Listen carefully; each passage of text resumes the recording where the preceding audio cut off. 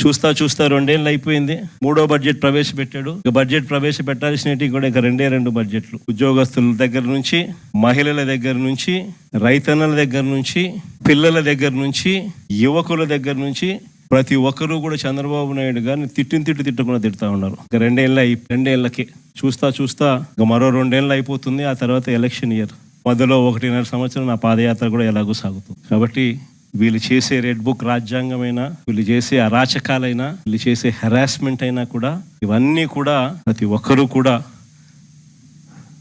సవ్యసాచుల మాదిరి, కథన రంగంలో సవ్యసాచుల మాదిరి గట్టిగా పోరాడండి.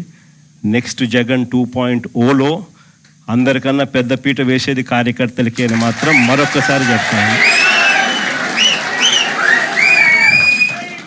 జగన్ 2.0లో మీ ద్వారానే ప్రతి మంచి కూడా ప్రజలకు జరిగిస్తాను.